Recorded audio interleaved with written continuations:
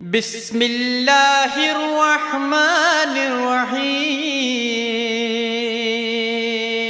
تابوت سکینہ شمشاد کی لکڑی کا ایک صندوق تھا جو حضرت آدم علیہ السلام پر نازل ہوا تھا۔ یہ آپ کی آخری زندگی تک آپ کے پاس رہا، پھر بطور میراث یکے بعد دیگرے آپ کی اولاد کو یہ ملتا رہا، یہاں تک کہ یہ حضرت یعقوب علیہ السلام کو ملا اور آپ کے بعد آپ کی اولاد بنی اسرائیل کے قبضے میں رہا۔ اور جب یہ صندوق حضرت موسیٰ علیہ السلام کو مل گیا تو آپ اس میں تورات شریف اور اپنا خاص سامان رکھنے لگے۔ یہ بڑا ہی مقدس اور بابرکت صندوق تھا۔ بنی اسرائیل جب کفار سے جہاد کرتے تھے اور کفار کے لشکروں کی کثرت اور ان کی شوکت دیکھ کر سہم جاتے اور ان کے سینوں میں دل دھڑکنے لگتے تو وہ اس صندوق کو اپنے آگے رکھ لیتے تھے، تو اس صندوق سے ایسی رحمتوں اور برکتوں کا ظہور ہوتا تھا کہ مجاہدین کے دلوں میں سکون اور اطمینان کا سامان پیدا ہو جاتا تھا، اور مجاہدین کے سینوں میں لرزتے ہوئے دل پتھر کی چٹانوں سے زیادہ مضبوط ہو جاتے تھے۔ اور جس قدر صندوق آگے بڑھتا تھا، آسمان سے فتح کی بشارت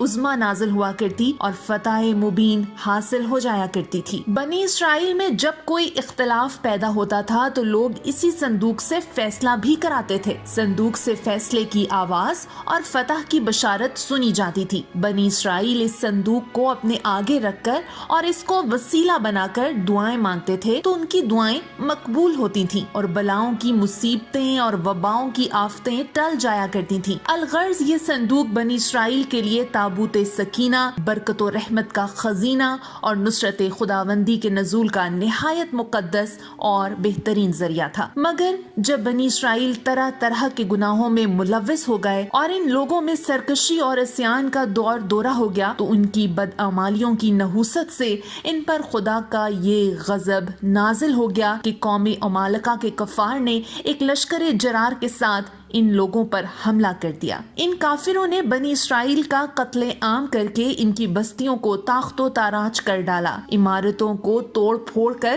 سارے شہر کو تہس نہس کر دیا اور اس متبرک صندوق کو بھی اٹھا کر لے گئے۔ اس مقدس تبرک کو نجاستوں کے کوڑے خانے میں پھینک دیا گیا، لیکن اس بے ادبی کا قوم عمالقہ پر یہ وبال پڑا کہ یہ لوگ طرح طرح کی بیماریوں اور بلاؤں میں مبتلا کر دیے گئے۔ چنانچہ قوم عمالقہ کے 5 شہر بالکل برباد اور ویران ہو گئے، یہاں تک کہ ان کافروں کو یہ یقین ہو گیا کہ صندوق رحمت کی بے ادبی کا عذاب ہم پر پڑ گیا ہے، تو ان کافروں کی آنکھیں کھل گئیں۔ چنانچہ ان لوگوں نے اس مقدس صندوق کو ایک بیل گاڑی پر لاد کر بیلوں کو بنی اسرائیل کی بستیوں کی طرف ہانک دیا۔ پھر اللہ تعالیٰ نے 4 فرشتوں کو مقرر فرما دیا جو اس مبارک صندوق کو بنی اسرائیل کے نبی حضرت شموئیل علیہ السلام کی خدمت میں لے آئے۔ اس طرح پھر بنی اسرائیل کی کھوئی ہوئی نعمت دوبارہ ان کو مل گئی، اور یہ صندوق ٹھیک اس وقت حضرت شموئیل علیہ السلام کے پاس پہنچا جبکہ حضرت شموئیل علیہ السلام نے طالوت کو بادشاہ بنا دیا تھا،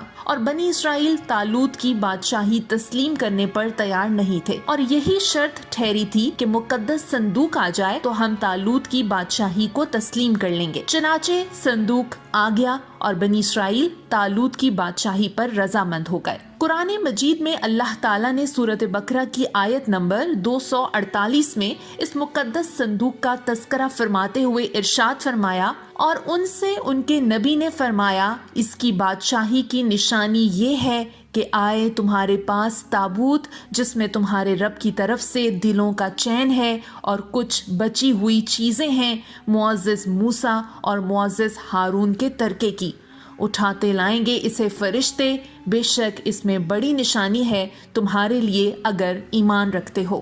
تابوت سکینہ میں کیا تھا؟ اس مقدس صندوق میں حضرت موسیٰ علیہ السلام کا عصا اور ان کی مقدس جوتیاں، اور حضرت ہارون علیہ السلام کا امامہ، حضرت سلیمان علیہ السلام کی انگوٹھی، تورات کی تختیوں کے چند ٹکڑے اور کچھ منو سلبہ سمیت دیگر سامان موجود تھا۔ اب سوال یہ پیدا ہوتا ہے کہ تابوت سکینہ کہاں ہے؟ حضرت داؤد علیہ السلام کے زمانے تک اس تابوت کو رکھنے کے لیے کوئی خاص انتظام نہیں تھا، اور اس کے لیے پڑاؤ کی جگہ پر ایک الگ خیمہ لگا دیا جاتا تھا۔ حضرت داؤد علیہ السلام نے خدا کے حکم سے خدا کا گھر بنانا شروع کیا जो ऐन उस मकाम पर है जहां आज मस्जिद अक्सा मौजूद है। लेकिन ये आलीशान घर आपके बेटे हजरत सुलेमान अलैहिस्सलाम के अहद में मुकम्मल हुआ और इसको यहूदी हैकले सुलेमानी के नाम से पुकारते हैं। इस घर की तामीर के बाद ताबूत सकीना को यहाँ पूरे एहतराम के साथ रख दिया गया और इस तरह ये मकाम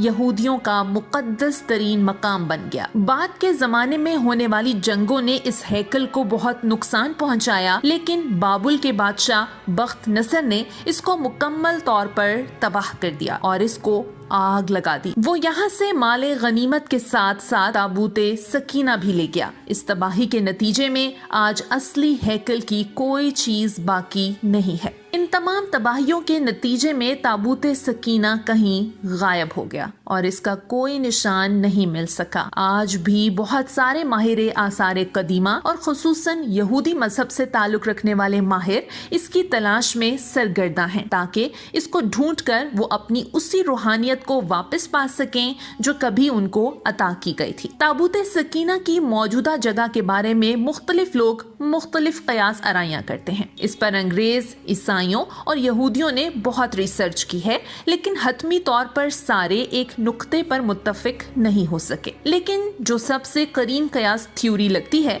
वो ये कि इस वक्त ये संदूक या ताबूत हजरत सुलेमान अलैहिस्सलाम के महल में कहीं दफन है, जो फलस्तीन में आज भी गुम है, जिसको यहूदी काफी अरसे से ढूंढने की कोशिश कर रहे हैं और आए दिन वहाँ बैतुल मुकद्दस में खुदाई करते रहते हैं। ये वही महल है जिसको हजरत सुलेमान अलैहिस्सलाम ने जिन्नात की मदद से बनाया था। इसकी बुनियादों को आज भी ढूंढने की कोशिश की जा रही है, जिसको हैकले सुलेमानी भी कहते हैं। बहरहाल इसके मुतालिक बहुत से नजरियात हैं और ख्याल है कि ये ताबूत आज भी हजरत सुलेमान अलैहिस्सलाम के महल के अंदर ही कहीं दफन है। कुछ के नजदीक इसको अफ्रीका ले जाया गया। एक मशहूर माहिर आसार कदीमा रॉन वाइट का कहना है कि ये मशरिक़े वुस्ता में मौजूद है। कुछ लोगों के मुताबिक इसको ढूंढने की कोशिश इंग्लैंड के इलाके में करनी चाहिए, जबकि कुछ स्कॉलर्स का ये मानना है कि ये ताबूत इथोपिया के तारीखी गिरजाघर एक्सम में पड़ा हुआ है। एक और नजरिया है कि ये बहीरा मुर्दार के करीब एक गार के अंदर कहीं गुम हो चुका है और एक नजरिया ये भी है कि यहूदियों ने 1981 में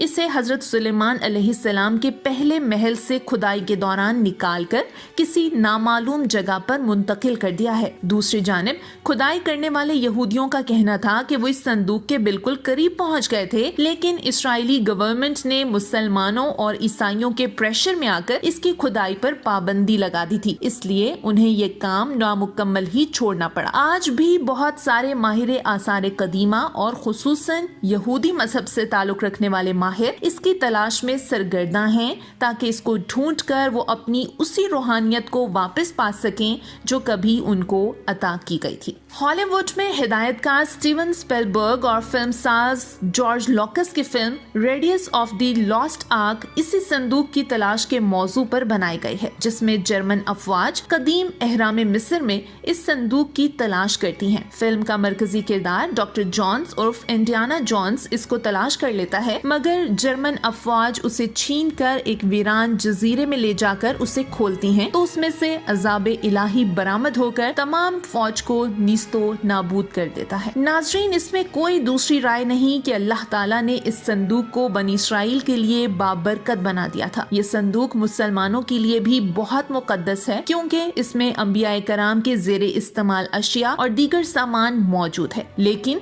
यहूदी इस गलत फहमी में मुब्तला हैं कि संदूक को हासिल करके वो दोबारा दुनिया पर हुकूमत कर सकेंगे। ऐन मुमकिन है कि अल्लाह के हुक्म से इस संदूक का फैज आज भी उसी तरह मौजूद हो, ताहम ऐसी सूरत में फिर ये मुमकिन नहीं कि यहूदी इस संदूक को हासिल कर सकें। उम्मीद है नाज़रीन आपको आज की ये वीडियो भी पसंद आई होगी। मजीद मालूमाती और दिलचस्प वीडियोस देखने के लिए हमारे चैनल को सब्सक्राइब करना ना भूलें। आपका बहुत बहुत शुक्रिया। अल्लाह हाफिज।